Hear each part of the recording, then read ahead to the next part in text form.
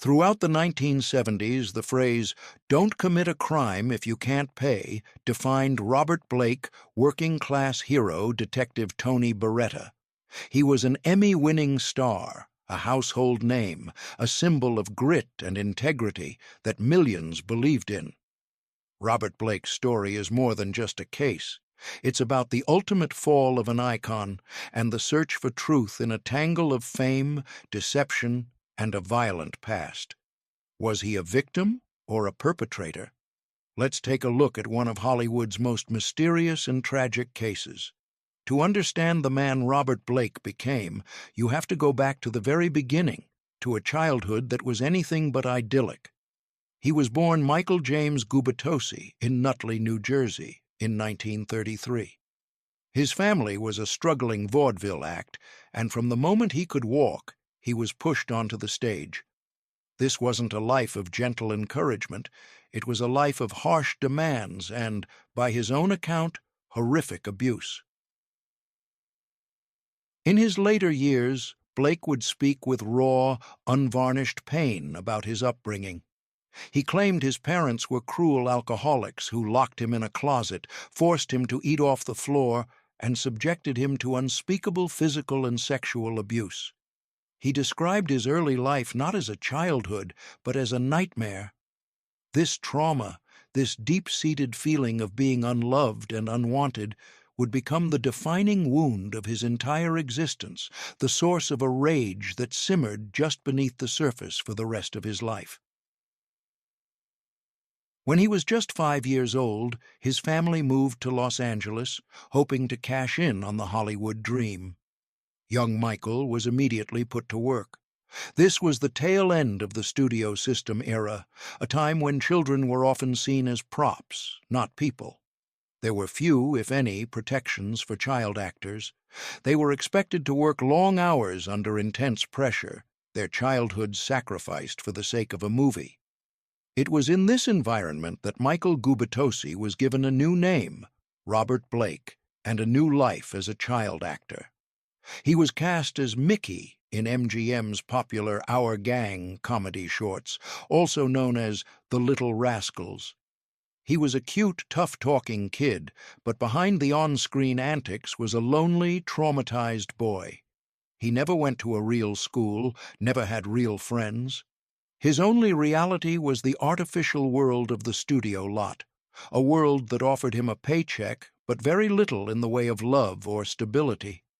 The seeds of a deeply troubled and distrustful personality were sown in these early years, creating a man who would forever feel like an outsider, even at the height of his fame. The transition from child star to adult actor is one of the most difficult in Hollywood, where the stigma against former child stars often relegates them to supporting roles or to oblivion, with low success rates due to the indelible child image and lack of opportunities from producers who favor new faces. For every success story like Elizabeth Taylor or Mickey Rooney, there are dozens of stories of anonymity and suffering, from addiction to legal and mental problems. Robert Blake was determined not to be one of the victims, despite his working-class background and exploitative childhood. He began acting at age 5 to support his family financially, often being forced and beaten by his parents if he failed to meet expectations. But his was a long and brutal battle, lasting through the 1950s and 1960s, as he struggled with the stigma of an industry that regarded him as a former child star from the series Our Gang, or Little Rascals, where he played Mickey from 1939 to 1944 in more than 40 shorts, often portraying a mischievous but sometimes dark boy, reflecting his real personality. He was short, about 5 feet 6 inches, aggressive, and famous for his extremely difficult acting. He admitted in later interviews that he didn't act, he lived the role, leading to confusion between the character and the real person, causing colleagues and producers to fear his temperamental, irritable, and conflicted on set. He was not the handsome, well-groomed leading man that studios wanted, like Paul Newman or Warren Beatty with his romantic masculine looks, but a hot-tempered young man full of rough, rigid energy that producers often feared, often turning him down for big leading roles, pushing him into supporting roles in action films where he portrayed villains or young misfits with high intensity but with little attention. He spent many years playing supporting roles, often playing troubled youths or gangsters in B-movies and television series such as Have Gun, Will Travel, 1957 to 1963, or The Rebel, 1960. But he honed his acting skills through self-study and constant work, developing an intense, naturalistic, and extremely charismatic acting style. Influenced by the Stanislavski method he used to inhabit a character, combined with his own experiences of childhood abuse to convey emotional depth, giving his roles a highly authentic quality, although he was sometimes criticized as overdramatic or uncontrollable. His big break, a role that redefined his career and proved his immense talent, came in 1967 when he was cast as real-life hitman Perry Smith in Richard Brooks's brilliant adaptation of Truman Capote's classic In Cold Blood, a semi-documentary black-and-white film based on a real-life 1959 Kansas murder case where Blake competed against other contenders such as Paul Newman, but was chosen for his ability to capture the psychological complexity of Smith, a killer scarred by an abusive childhood, reflecting Blake's own experiences. He revealed that his father committed suicide in 1956, and his mother abandoned the family, which he deeply sympathized with. The film received 4 Oscar nominations, including for director and screenplay, and Blake was highly praised for his portrayal of Smith as a social outsider, combining cold violence with inner loneliness. His performance was a revelation, cold, subtle, and profound. He used his shaky voice and dead eyes to convey Smith's inner emptiness while incorporating moments of vulnerability such as a crying scene about his childhood, which both frightened and pitied the audience, and critics such as Roger Ebert hailed it as one of the best performances of 1967, earning Blake widespread recognition and awards such as the National Society of Film Critics Award for Best Supporting Actor. He captured the character's terrifying emptiness, but also his childlike vulnerability, a delicate balance between evil and victim, reflecting Capote's central theme of the roots of evil in social trauma. Blake seemed to understand Perry Smith inside and out, perhaps because he also recognized the common feeling of being a wounded outsider. The role brought him critical acclaim and established him as one of the most powerful actors of his generation, with offers for leading roles from major directors, and it could have been his ticket to A-list stardom, competing with Al Pacino and Robert De Niro in 1970s crime films. But his reputation for being difficult to work with, his temperament, his unusual behavior, and his refusal to play the Hollywood game, like turning down big commercial roles to pursue art projects or openly criticizing the studio system, kept him on the sidelines, with his film career slowing after In Cold Blood, limited to small films like Tell Them Willie Boy Is Here, 1969, or Corky, 1972, where he continued to show depth but failed to make big money. He continued to work, but the superstardom he seemed destined for remained elusive, with producers wary of taking risks due to his angry man reputation. And then, in 1975, television came calling for a role that combined his on-screen persona with his off-screen intensity, making him a household name. The show was Baretta. Blake played Tony Baretta, an undercover police detective working the mean streets of a gritty, unnamed city. Baretta wasn't your typical TV cop. He was a master of disguise, a rebel who bent the rules to get justice for the forgotten victims of society. He lived in a rundown hotel with his pet cockatoo, Fred, and he spoke in a distinctive streetwise slang. The character was tough, volatile, but had a heart of gold. In many ways, he was Robert Blake. Blake poured all of his own anger, his own sense of being an underdog, into the role. The show was a massive, unexpected hit. It was praised for its realism and for Blake's powerhouse performance. He was magnetic, unpredictable, and utterly believable. He won the Emmy Award for Best Actor in a Drama Series in 1975, beating out titans like Carl Malden and Peter Falk. For a few brief, shining years, Robert Blake was on top of the world. He was a critically acclaimed star, the face of one of the most popular shows on television. But the same demons that fueled his brilliant performances were still raging within. The fame and the money did nothing to quiet them. After Baretta ended in 1978, his career began a slow, steady decline. His reputation for being impossible to work with became legendary. He would argue with directors, rewrite scripts, and alienate his co-stars. The major film roles never materialized. He worked sporadically, but the fire and the focus of his glory days seemed to be gone. He became a Hollywood ghost, a forgotten star living off his past successes. He was a man adrift, a ticking time bomb of unresolved anger and pain. And in the late 1990s, he walked into a jazz club and met a woman who would ignite the final, catastrophic explosion of his life. To understand the tragedy that would consume Robert Blake, you must first understand the woman at its center, Bonny Lee Bakley. She was not the innocent victim the media initially portrayed her as. She was a deeply complex and, in many ways, a tragic figure in her own right. Bonny was a small-town girl with big-city dreams, but her dreams were of a very specific kind. She wasn't chasing a career or a passion, she was chasing celebrity. From a young age, she was obsessed with famous men. She moved to Hollywood and dedicated her life to meeting and trying to get pregnant by a celebrity. Her methods were often sordid. She ran a mail-order business, sending nude photos of herself and other women to men, a lonely heart scam that would eventually lead to a conviction for fraud. She had been married 9 times. Her life was a string of short-lived relationships, schemes, and a desperate, all-consuming quest for fame by association.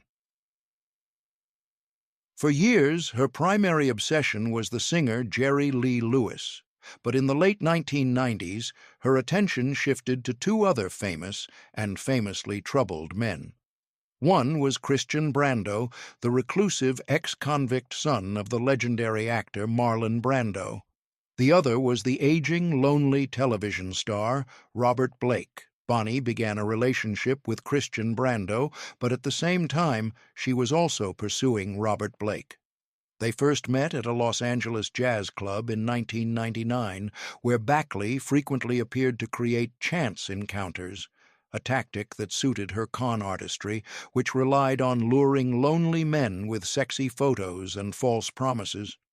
Blake, then 66, a famous Baretta actor, but in a period of emotional isolation, admitted to being a lonely, lost man with a traumatic childhood. Bakley's attention, though manipulative, struck a nerve, causing Blake to initially feel cared for, an attraction he later described as misguided, leading to a troubled, sporadic affair riddled with doubt and conflict.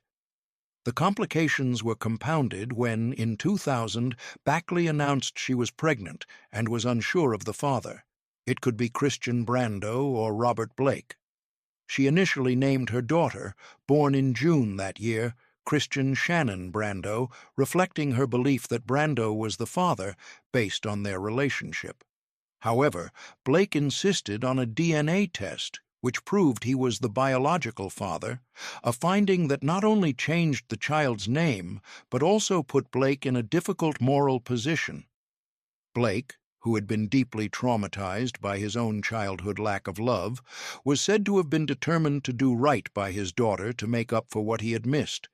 He insisted on changing her name to Rose Lenore Sophia Blake, a symbolic act of asserting his paternity and erasing any trace of Brando.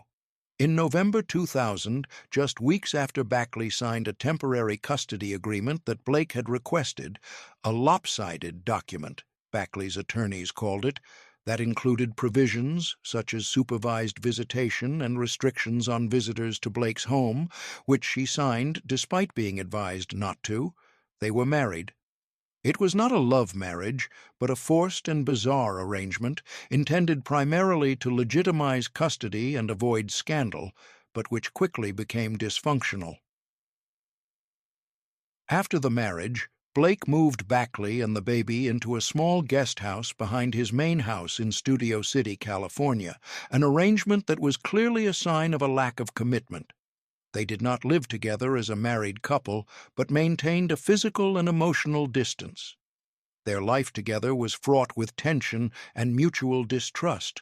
Bakley continued his scams, even recording conversations with Blake and Brando to protect himself, while Blake, increasingly suspicious, hired a private investigator to investigate Bakley's past. What he discovered horrified Blake. A long history of fraud, with more than 50 aliases, arrests for fraud, and a series of previous marriages for profit, including putting himself in the wills or life insurance of lonely older male victims. Blake was trapped in a marriage he did not love or trust, with a woman whose life was filled with deception, leading to an increasingly toxic relationship where Blake's initial loneliness turned into deep fear and regret, reflecting the psychological trauma of his past. The situation was a pressure cooker, with the tensions building up from the troubled relationship between Robert Blake and Bonny Lee Bakley, a marriage described by Blake as entrapment, where he felt cheated by Bakley's pregnancy in order to force the marriage, exploding on the night of May 4th, 2001, marking a murder case that shocked Hollywood, not only because it involved a TV star, but also because of the mysterious elements and circumstantial evidence that sparked decades of controversy.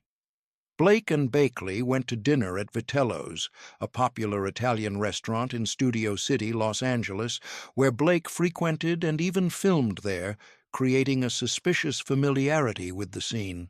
After dinner, they walked back to their car, a black Chrysler station wagon parked on a dark street about a block away from the restaurant, where the lack of lighting and surveillance cameras contributed to the ambiguity of the case. Minutes later, Blake rushed back to the restaurant, pale and distraught, saying his wife had been shot and asking for an ambulance. He said he had left her in the car for a moment while he returned to retrieve a Walther PPK pistol that he had accidentally left on the table, a detail disputed by restaurant staff, as the waiter testified that he had cleared the table and had not seen a gun. When he returned to the car, he found his wife slumped in the passenger seat, bleeding from 2 gunshot wounds to the head and right shoulder, with the shots coming from close range, and Bonny Lee Bakley, 44, dead at the scene from massive blood loss and brain damage, according to the autopsy report. The media descended, and the story became a global sensation. The parallels to another infamous case were impossible to ignore. Like the O.J. Simpson trial a few years earlier, it was a story of a beloved celebrity, a murdered spouse, and a mountain of circumstantial evidence. For nearly a year, the Los Angeles Police Department built its case. Then, on April 18, 2002, in a dramatic televised raid, Robert Blake was arrested and charged with the murder of his wife. The man who played America's favorite detective was now facing a trial for his own life. The murder trial of Robert Blake, which began in late 2004, was one of the most bizarre and captivating legal dramas in Hollywood history. The prosecution's case was built on a simple, powerful motive. Blake, they argued, despised Bonny Lee Bakley. He felt trapped by her, repulsed by her past, and wanted her out of his life so he could raise his daughter, Rose, alone. Since a divorce would be messy and potentially costly, they claimed he chose a more permanent solution: murder. The prosecution's narrative was that Blake had first tried to hire hitmen to do the job. Their star witnesses were two retired Hollywood stuntmen, Ronald Duffy Hambleton and Gary McClarty. Both men testified that Blake had approached them with various scenarios to whack or snuff out his wife. Their testimony was sensational, filled with lurid details about Blake's alleged plots. But under cross-examination by Blake's famously tenacious defense attorney, Monsieur Gerald Schwartzbach, the stuntmen's credibility crumbled. Both were admitted heavy drug users with histories of mental health issues and memory problems. They contradicted themselves and each other, and their stories seemed more like something out of a bad movie than credible testimony. The prosecution's physical evidence was also surprisingly weak. The murder weapon, an antique German handgun, was found in a dumpster nearby, but it could not be conclusively linked to Blake.